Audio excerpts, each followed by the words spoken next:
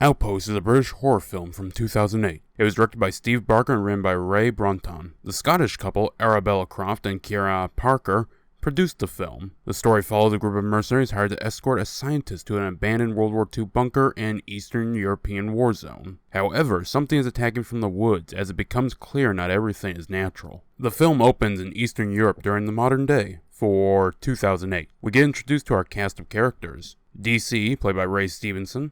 Pryor, played by Richard Brake. Jordan, Paul Blair. Cotter, Enoch Frost. Wojtek, Julian Rivet. McKay, Michael Smiley. And Takhtarov, aka Tak, played by Brett Fancy. A flashback with Hunt, played by Julian Wadham, explains what our band of mercenaries are doing. I'm on a retainer to a company that acquired some real estate here. I go in and survey it. You ensure my safety. I'll operate a 6-man fire team. How much? 6,000 US per man, cash. 4.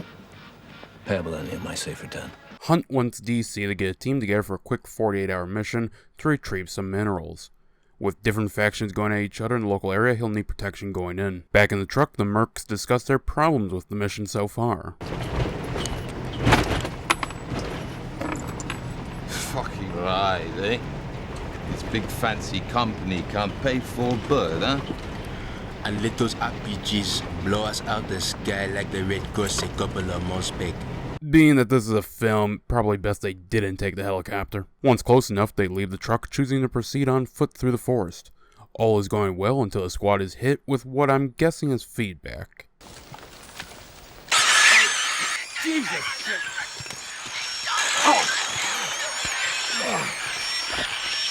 Continuing on, they find the bunker. Despite my searching, I couldn't find a bunker like this. The closest I came was this one in ruin. I especially don't know what's with those barriers. I suppose they could be used as cover, though you're still exposed on the flanks and behind. I'm sure that won't come into play later. They could also be meant to stop vehicles from approaching. Anyways, we get some cool lingo from DC before they advance. Cotter, give me a base of fire from here, in case we have to double time it back out. The rest of you, give me a perimeter. Even DC knows this is a horror movie. This is it. Yeah. Minerals, huh? Right. Despite not having a light, DC moves in to check the bunker out. Soon he's accompanied by men with some lights, while Jordan and Tak wait outside. Someone forgot about their glint, which Jordan spots. Everyone rushes out and the guns are blazing. I love how when DC is asking questions, all the answers he gets just make him go, what? Rounds received. Come on. Rounds received. What? Someone confirm me a fucking target! Feedback hits their comms, causing Tak to let off a sloppy burst. McKay is ordered to shut off the comms, but is shot. Tak is certain he hit somebody, but the rest of the mercs aren't so sure. Lucky if you hit that tree out there. Yep, fast. Try your mat. That's one nervous little bitch finger you got on your trigger there, teardrop. So DC orders him to check the tree line, and the results are in. It's nothing. Bodies. Blood. Not even shell casings. Everyone is certain it was just a passing group of thugs, but find their position poor, so they try to fix it up. DC questions Hunt on if this could be competition, but Hunt assures him it isn't. But when we start taking fire, your business can quickly become my business. Could there be others, like you, out here? No. There's no one else looking. Why so sure? My backers are wealthy enough to ensure silence. The mercs explore deeper into the bunker, find stuff like a cross, an old generator, and McKay finds something shocking. What the fuck is this guy looking for? Eventually they find a Rammstein video gone very wrong. Turns out they have a breather, while Pryor discovers who used to occupy this bunker.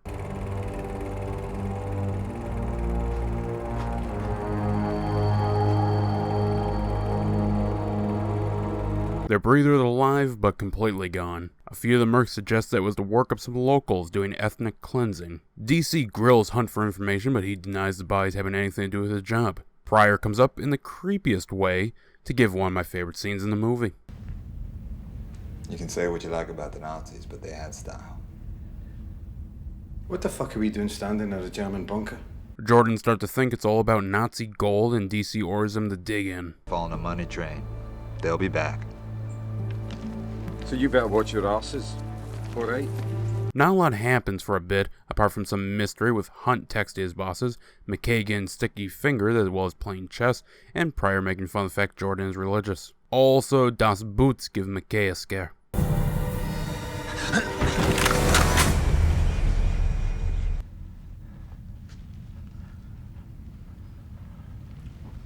Checkmate. Hunt reveals what the last 18 years of his life have been as well as their current mission.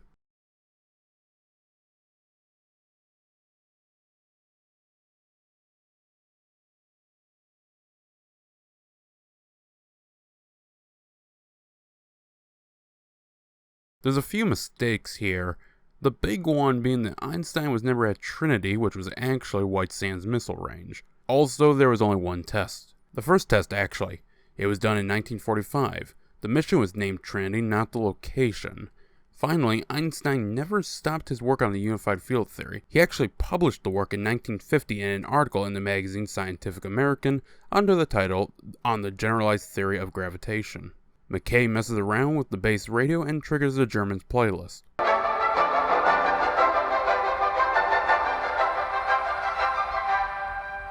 Fucking love culture.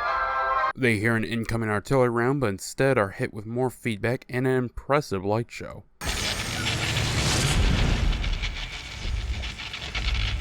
The first battle, sort of, is underway as they fire at the figures in the backlit smoky tree line. A harsh wind stuns the squad, and when they get up, Tack is nowhere to be seen. Sound off. 1 okay. 2 okay. 3 okay. 4 okay. 6 okay. 7 okay. 5. Sound off. 5. He's gone! Everyone is confused with how the attackers could get Tack without tripping Claymore or Wire, but an Iron Cross convinces DC that these aren't gold chasers. Jordan comes forward with some strange evidence. I've been holding this. The round I dug out of Mac's arm. An old 7.62, huh? There's no way it could have been fired. It's totally wasted. You sure? Trust me, that could never have cleared the barrel's end. Now, the fact the round was wasted is strange, but it being a 7.62 isn't that weird. While the Mercs aren't entirely sure what they're fighting, we already know it's Germans. However, the German Luger and MP40 used 9mm parabellum rounds. The rifle carried by German soldiers, a Kar 98K, uses 7.92 aka 8mm Mauser rounds. Honestly, it's more believable that the 7.62 was fired by some local goons, as it's the caliber used in most AK variants. DC has a minor spat as well as a quick swig of alcohol, but a chuckle from the breather catches his attention. Fuck with me. Please.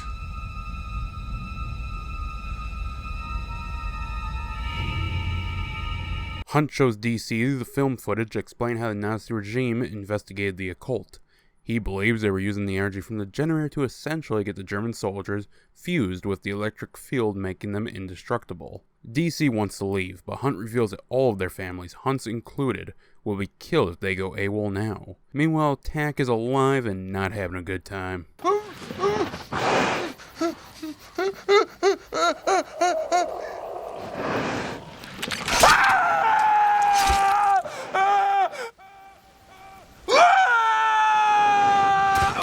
The second team Hunt was counting on is compromised and will be delayed with a minimum of 72 hours. Maybe they got caught up in Willamette Mall. While keeping guard, the enemy literally comes out of the ground to kill Wojtek.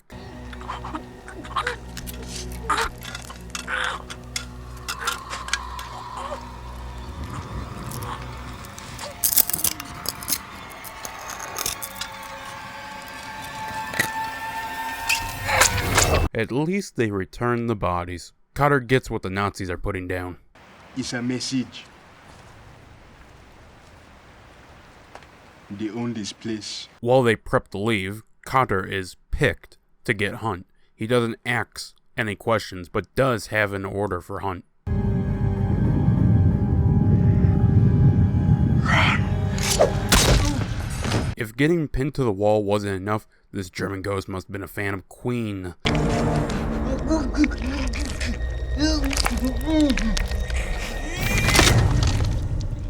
One disappearing act later, and McKay asks a very good question. I didn't get shot by some fucking spectral entity here. These things are solid. But the one that killed Cotter vanished right in front of us. So why don't they swoop down here like God's own wrath and take us out right here and now then, eh? They never really answer that. My guess is the ghost just like dicking with him. Do you know, for a smart man, you don't say much of anything useful, do you? And the last time you found yourself dealing with the undead, what did you do? Pryor sends a message to the enemy. Meanwhile, they all discuss what's going on, and Jordan makes a discovery. Yard. Guys! Well then, time to execute the breather. Well, that worked. Getting shot in the head is one thing, but McKay stole his watch. Also, the ghosts have a reply. The remaining mercs and the scientists put together a plan to use the generator to shut the ghost down. However, this will take time and they are barely with enough energy. So the mercs reinforce their positions and set up a plan for a controlled retreat into the bunker. I have to say that with the music, this montage looks really cool. When they come, we need to draw them in close as possible. Then, fall back in stages on me. On the final night, the remaining 3 mercs await the battle. Pryor sees Jordan breaking down and does what he did in Doom. Offers drugs. You know, in every culture, they believe all the souls of the men you killed haunt you for eternity. Guess that's us fought, eh? The ghosts show up with the Breezer, played by Johnny Mears, forgot to say that earlier, leading them. Pryor gives a war cry and the battle begins.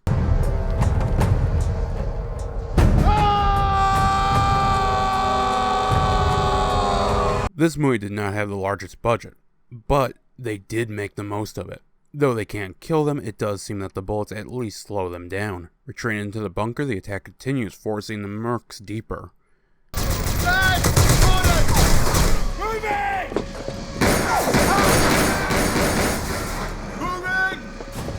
While falling back, Pryor is attacked from the shadows, getting stabbed in the process. He draws his knife and charges the horde, giving his life whilst Jordan and DC fall back to the generator room. Now on their last life, Hunt throws the switch, starting up the generator and shutting down the ghosts. We're fucking dead! Cheer turns to despair as the machine blows, allowing the ghosts to continue their assault. Jordan gets dragged into a room and then swarmed.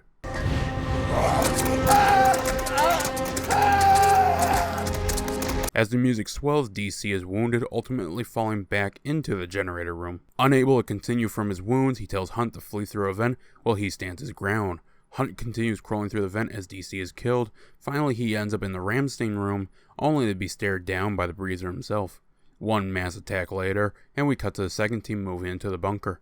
As they clear rooms, they come across a Breather and the lights turn on.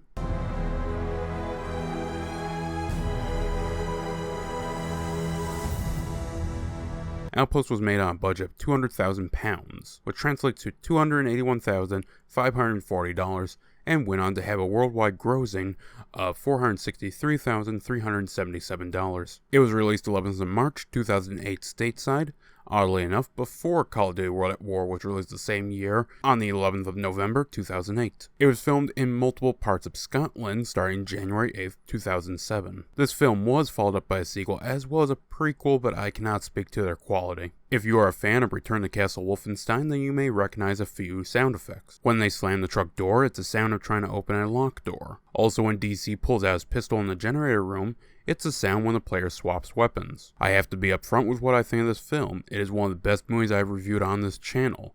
That goes for anything I review going forward. I place this up there with Ju-On the Grudge on the list of comfy horror movies I love to watch. You could argue that the filter on a film drains it of any color, or that the middle has a bit of a drag with continued viewings. However, I will counter by saying this. The middle doesn't drag that much unless you watch it back to back like I did for this review. The color being drained is there making this look like a 2010-ish modern military shooter, but this one has the excuse of just making the bunker look dead. The entire cast does a great job with their roles, managing to pull off what's required of them. The only one who seemed disinterested in what they were doing was the dancer at the start, but I'm pretty sure she was meant to look depressed. While the film doesn't have a large array of locations, the one it focuses on is memorable and suitably creepy. I won't be forgetting the Ramstein room anytime soon. There was very little CGI in this film, and that I find is one of its best strengths. With a budget of its size, something like the Nazi coming out of the dirt wouldn't look as good with cheap CGI. Not to mention the excellent gore effects from the bullet torture to the pickaxe scene. All of the deaths are memorable.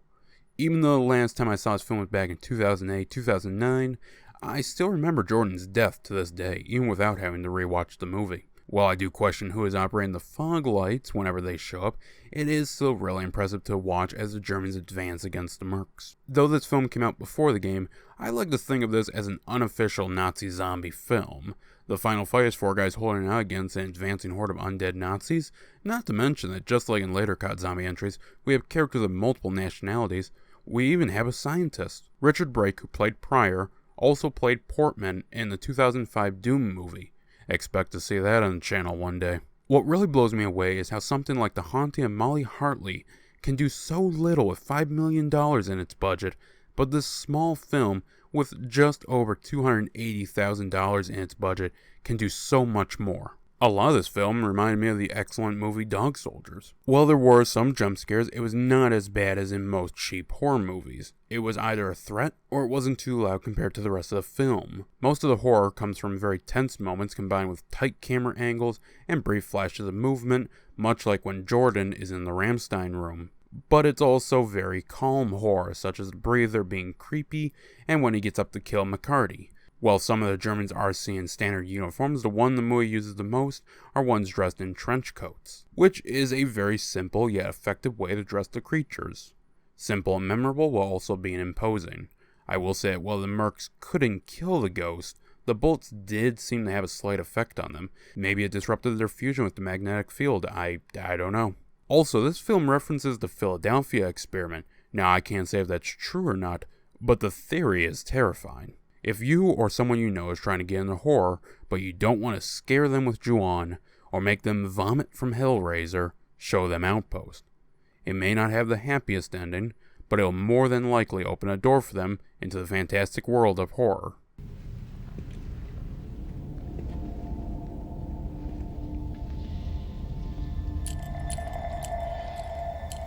Is it just me or does that not belong here? And now, folks, it's time to say goodnight. We sincerely appreciate your patronage and hope we've succeeded in bringing you an enjoyable evening of entertainment. Please drive home carefully and come back again soon. Good night.